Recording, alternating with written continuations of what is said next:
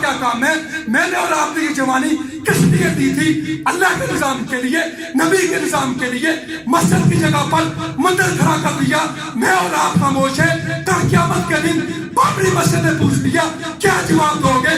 کل قیامت والے دن عافیہ صدیقی نے پوچھ لیا، کیا جواب دو گے؟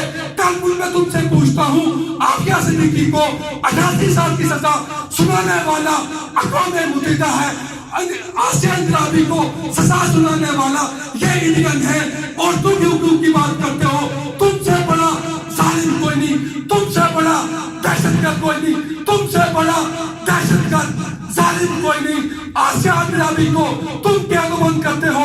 اقوام متحدہ خاموش۔ آسیہ کو تم رہا کرتے ہو، تم خوشی مناتے ہو۔ آخر یہ ماجرا کیا ہے؟ یہ چکر کیا ہے؟ عافیہ صدیقی کو 80 سال کی سزا، آسیہ کو زبردستی چھڑایا جا رہا ہے۔ یہ ماجرا کیا ہے؟ یہ افسانہ کیا ہے؟ جب تک میں اور آپ سوچیں گے نہیں، ادراک نہیں کریں گے، تم سے کلمہ کھینچ لیا جائے گا۔ جموں و کشمیر کے مسلمان، انڈیا کے مسلمانوں نے تصور نہیں کیا تھا کہ ہماری مسجدوں کے اندر ہندو گھس کر عبادت کریں گے۔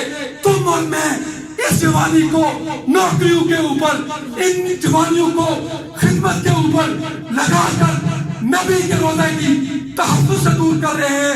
میرے دوستوں، ایم ایس او پاکستان انشاءاللہ تعالی یہ علم اٹھاتی ہے، یہ علم اٹھا کر پوری دنیا کے مسلمانوں کے نوجوانوں کو جگاتی ہے۔ کسی جگہ پر بھی ظلم ہوگا، ایم ایس او سیسم ملائی دیوار بنے گی، انشاءاللہ تعالی عافیہ صدیقہ بھی رہا ہوگی، مسلمانوں کا غلبہ ہوگا۔ صرف اور صرف میں نے اور آپ نے محنت کرنی ہے، جرأت کرنی ہے، دلیری کرنی ہے۔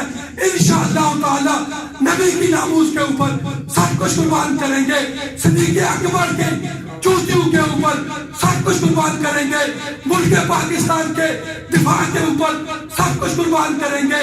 ملک کی طرف دیکھنے والی ہر اس آنکھ کو باہر لگا دیں گے جو میرے ملک کی طرف دیکھے، میرے آقا کی طرف دیکھے، میرے صدیق اکبر کی طرف دیکھے۔ انشاءاللہ تعالی آپ کا عزم ہوا تو یہ پرچم لہراتا رہے گا انشاءاللہ تعالی۔ اس کے لیے آپ تیار ہیں انشاءاللہ؟